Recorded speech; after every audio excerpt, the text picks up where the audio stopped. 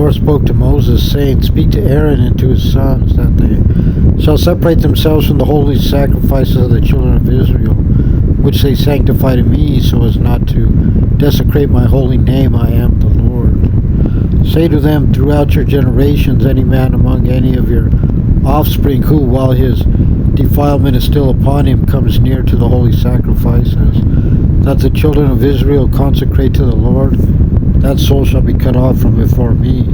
I am the Lord. Any man whatsoever among Aaron's offspring, if he has zara'at or has had a discharge, he shall not eat of the holy sacrifices until he cleanses himself, and one who touches anyone who has become unclean by contact with a dead person, or any man from whom semen issue, or a man who touches any creeping creature through which he becomes unclean, or a person through whom he becomes unclean, whatever is uncleanness. One person who touches it shall remain unclean until evening. He shall not eat from the holy things unless he has immersed his flesh in water. When the sun sets, he becomes clean, and afterward he may eat of the holy things, for it is his food. He shall not eat a carcass or anything that was torn, thereby becoming unclean through it. I am the Lord. They shall keep my charge and not bear a sin by eating it while unclean, and thereby die through it, since they will have desecrated it. I am the Lord who sanctifies them. No non-Kohen may eat holy things. A Kohen's resident and his hireling may not eat holy things. And if a Kohen acquires a person in acquisition through his money, he may eat of it, and those born in his house, they may eat of his food. And if a Kohen's daughter is married to a non-Kohen, she may no longer eat of the separated holy things.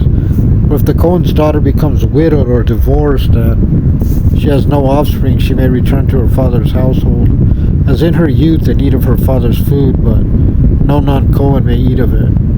And if a man unintentionally eats what is holy, he shall add a fifth of it to it, and give the Kohen the holy thing. They shall not desecrate the holy things of the children of Israel, those that they have set aside for the Lord, thereby bringing upon themselves to bear iniquity and guilt when they eat their holy things. For I am the Lord who sanctifies them. And the Lord spoke to Moses, saying, Speak to Aaron and to his sons and to all the children of Israel, and say to them, Any man whatsoever from the house of Israel, from the strangers among Israel, who offers up his sacrifice for any of their vows or for any of their donations that they may offer up to the Lord as a burnt offering, to be favorable for you, it shall be an unblemished male from cattle, from sheep, or from goats. Any animal that has a blemish you shall not offer up, for it will not be favorable for you. And if a man offers up a peace offering to the Lord for declaring a vow, or as a donation from cattle or from the flock to be accepted, it shall be unblemished. It shall not have any defect in it. Any animal that has blindness, or a broken bone, or a split eyelid or lip, or one who has warts or dry lesions or weeping sores, you shall not offer up any of these to the Lord, nor shall you place any of these as a fire offering upon the altar to the Lord. As for an ox or sheep that has mismatched limbs or uncloven hooves, you may make it into a donation, but as a vow it will not be accepted.